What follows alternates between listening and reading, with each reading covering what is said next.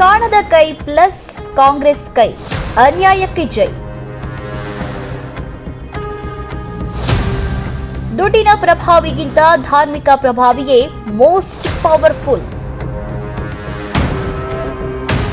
CBI ಆದೇಶವನ್ನು ಕಡೆಗಣಿಸಿ ಕಾಮಾಂಧರ ಪರ ನಿಂತಿದೆ ಸರ್ಕಾರ.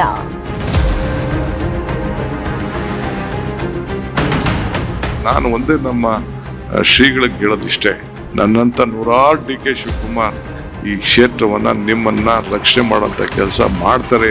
ಸೌಜನ್ಯ ಪ್ರಕರಣ ಈಗೀಗ ಅನೇಕ ಆಶ್ಚರ್ಯಕರ ತಿರುವುಗಳನ್ನ ಪಡೆದುಕೊಳ್ತಾ ಇದೆ. ದುಡ್ಡು ಹಾಗೂ ಪ್ರಭಾವದಿಂದ ಸಾಕ್ಷ್ಯ ನಾಶ ಮಾಡಿ ಅಮಾಯಕರ ಹಾಗೆ ಪೋಸ್ ಕೊಡ್ತಿದ್ದ ಕ್ರೂರ ಮೃಗಗಳ ಬಣ್ಣ ಬಯಲಾಗೋ ಸಮಯ ಹತ್ತಿರವಾಗ್ತಾ ಇದೆ. ಈ ದೇಶದಲ್ಲಿ ದುಡ್ಡಿನ ಪ್ರಭಾವಕ್ಕಿಂತ, ಅಧಿಕಾರದ ಪ್ರಭಾವಕ್ಕಿಂತ ಧಾರ್ಮಿಕ ಪ್ರಭಾವವೇ ಹೆಚ್ಚು ಪವರ್ಫುಲ್ ಅನ್ನೋದು ಆಗಾಗ ಸಾಬೀತಾಗ್ತಾನೆ ಇದೆ.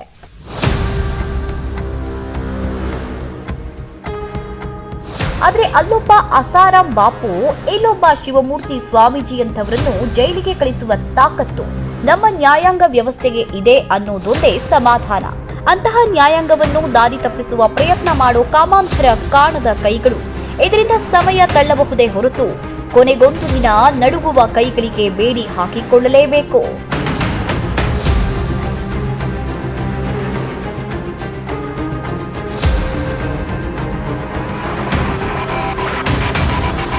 ಇದಕ್ಕೆ ಸೂಚನೆಯಾಗಿ ಈಗ ಮತ್ತೊಂದು ವಿಷಯ ಹೊರಗಡೆ ಬಂದಿದೆ. ಕಾಮಾಂಧರನ್ನ ಕಾಪಾಡೋದಕ್ಕೆ ನಾವಿದೀವಿ ಅಂತ ಸರ್ಕಾರದ ಪ್ರತಿನಿಧಿಗಳು ಎಷ್ಟೇ ಪ್ರಯತ್ನ ಪಟ್ಟರೂ ಸತ್ಯ ಒಂದಲ್ಲ ಒಂದು ರೀತಿಯಲ್ಲಿ ಹೊರಗಡೆ ಬರದೇ ಇರೋದೇ ಇಲ್ಲ. ಸೌಜನ್ಯ ಅನ್ನೋ ಅಮಾಯಕ ಹುಡುಗಿಯನ್ನ ರಣಹದ್ದುಗಳ ಹಾಗೆ ಕಿತ್ತು ತಿಂದ ಪಾಪಿಗಳನ್ನ ಕಾಪಾಡೋದಕ್ಕೆ ಆ ಕ್ಷಣದಿಂದಲೇ ಕಾಮಾಂಧರ ಜೊತೆಗೆ ನಿಂತ ಕೆಲವು ವೈದ್ಯಾಧಿಕಾರಿಗಳು, ಪೊಲೀಸರು ತಪ್ಪು ಮಾಡಿದ್ದಾರೆ ಅನ್ನೋದು ಸಿಬಿಐ ಸಂಸ್ಥೆ ನೀಡಿದ ವರದಿಯಲ್ಲಿ ಸ್ಪಷ್ಟವಾಗಿದೆ.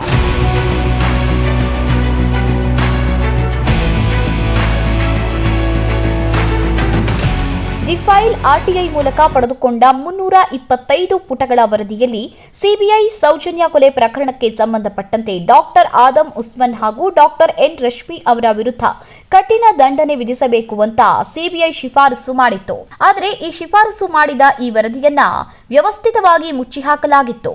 ಹೀಗೆ ಮುಚ್ಚಿ ಹಾಕೋದರ ಹಿಂದೆ ಕಾಮಾಂಧರ ಕಾಣದ ಕೈಗಳ ಪ್ರಭಾವ ಇದ್ದೇ ಇತ್ತು.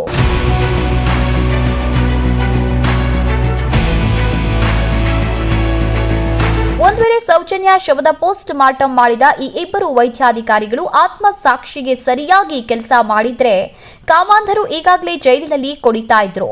ಹಾಗಾಗಿ ಪ್ರಭಾವಿ ಕಾಮಾಂಧರಿಗೆ ಈ ಇಬ್ಬರ ಮೇಲೆ ತನಿಖೆ ನಡೆಯದ ಹಾಗೆ ಕಾಪಾಡುವುದು ಮೊದಲ ಆದ್ಯತೆಯಾಗಿತ್ತು. ಅದಕ್ಕಾಗಿ ಸರ್ಕಾರದ ಮೇಲೆ, ಸಂಬಂಧಪಟ್ಟ ಅಧಿಕಾರಿಗಳ ಮೇಲೆ ಹೈ ಲೆವೆಲ್ ಪ್ರಭಾವ ಬೀರೋದು ಅನಿವಾರ್ಯವಾಗಿತ್ತು.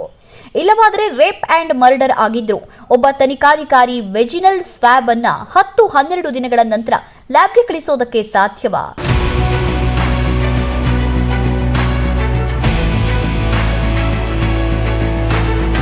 ಅಂದು ತನಿಖಾಧಿಕಾರಿಯಾಗಿದ್ದಂತಹ ಯೋಗೇಶ್ ಆ ವೆಜಿನಲ್ ಸ್ವ್ಯಾಬ್ ಅನ್ನ ಆಗ ತಕ್ಷಣವೇ ಲ್ಯಾಬ್ಗೆ ಕಳಿಸಿದ್ರೆ ಆರೋಪಿಗಳು 13 ವರ್ಷಗಳಾದ್ರೂ ಸಾಚಾಗಳ ಹಾಗೆ ಹೊರಗೆ ಓಡಾಡೋದಕ್ಕೆ ಆಗ್ತಾ ಇರಲಿಲ್ಲ. ಇವೆಲ್ಲ ನಡೆದಿದ್ದು ಪ್ರಭಾವದಿಂದ ಮಾತ್ರ.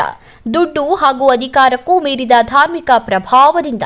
ಇವರ ಮೋಸದ ಮುಖವಾಡ ಕಳಚಿ ಬಿದ್ದಾಗಲೇ ಇವರ ಪ್ರಭಾವ ಅಭಾವಕ್ಕೆ ಒಳಗಾಗೋದು.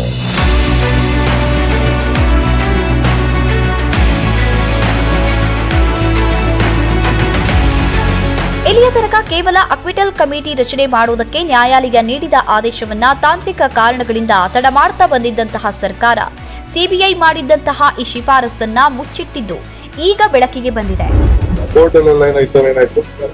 ಕೋರ್ಟ್ ಅಲ್ಲಿ ಇವಾಗ ಸುಪ್ರೀಂ ಕೋರ್ಟ್ಗೆ ಯಾಕಂತ ಹೇಳಿದ್ದಾರೆ. ಅಕ್ವಿಟಲ್ ಕಮಿಟಿ ಮಾಡಿ ಸರ್ಕಾರಕ್ಕೆ ಒತ್ತಾಯ ಮಾಡಿದ್ದಾರೆ ಕೋರ್ಟ್. ಅದು ಕೂಡ ಮಾಡ್ತಿಲ್ಲ ಸರ್.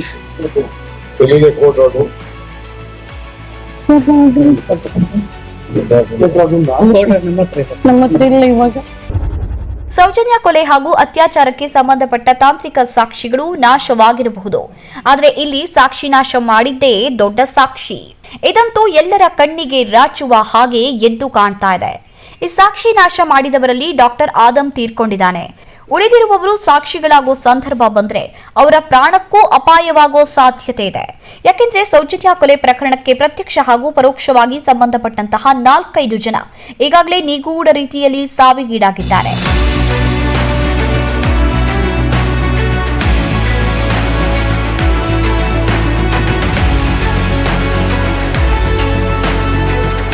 ಸಾವುಗಳ ತನಿಖೆಯು ಸರಿಯಾಗಿ ನಡೀಬೇಕು. ಡಾಕ್ಟರ್ ರಶ್ಮಿ ಹಾಗೂ ತನಿಖಾಧಿಕಾರಿಯಾಗಿದ್ದಂತಹ ಯೋಗೇಶ್ ಹಾಗೂ ಮತ್ತಿತರ ಅಧಿಕಾರಿಗಳನ್ನ ಯಾವುದೇ ಪ್ರಭಾವ ಇಲ್ಲದೆ ತನಿಖೆ ನಡೆಸಿದ್ರೆ ಸೌಜನ್ಯಾಳನ್ನ ಅಪಹರಣ ಮಾಡಿದ ಪಾಪಿಗಳು ಯಾರು, ಅತ್ಯಾಚಾರ ಮಾಡಿದ ರಾಕ್ಷಸರು ಯಾರು, ಕೊಲೆ ಮಾಡಿದ ಕಿರಾತಕರು ಯಾರು, ಈ ಕಾಮಾಂಧರ ರಕ್ಷಣೆಗೆ ನಿಂತಿರುವಂತಹ ದುಷ್ಟ ಪ್ರಭಾವಿಗಳು ಯಾರು, ಎಲ್ಲವೂ ತುಂಬಾ ಸಲೀಸಾಗಿ ಹೊರಗಡೆ ಬರುತ್ತೆ.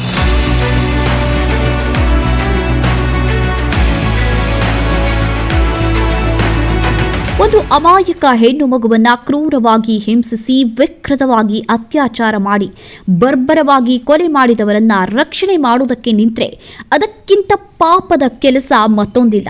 ಅಂತಹ ನೇಚರನ್ನ ಕಾಪಾಡೋದಕ್ಕೆ ಹೋಗಿ ಅಧಿಕಾರ ಕಳ್ಕೊಳ್ಳೋದಕ್ಕಿಂತ ಈಗಲಾದರೂ ಸತ್ಯ ಹೇಳಿ ಪಾಪವನ್ನ ಕಳ್ಕೊಳ್ಳೋದು ಒಳ್ಳೆಯದು. ಇಲ್ಲದೆ ಹೋದ್ರೆ ಇಂತಹ ಅನೇಕ ಸತ್ಯಗಳು ನಿಧಾನವಾದರೂ ಹೊರಗಡೆ ಬಂದು ಕಾಮಾಂಧರ ಪಡೆ ಸಂಪೂರ್ಣವಾಗಿ ಬೆತ್ತಲಾಗದೇ ಇರೋದಿಲ್ಲ. ಏನಾದರೂ ಕಾಮಾಂಧರ ಕಾಣದ ಕೈಗಳ ಜೊತೆ ಕೈ ಜೋಡಿಸೋ ಬದಲು ಸೌಜನ್ಯಾಳಿಗೆ ನ್ಯಾಯ ಕೊಡಿಸಿ ಸೋಗು ಹಾಕಿಕೊಂಡು ಸೊಬಗರ ಹಾಗೆ ಮೆರೆಯೋ ಸೋಗಲಾಡಿಗಳ ಮುಖವಾಡವನ್ನ ಕಿತ್ತು ಹಾಕಿ.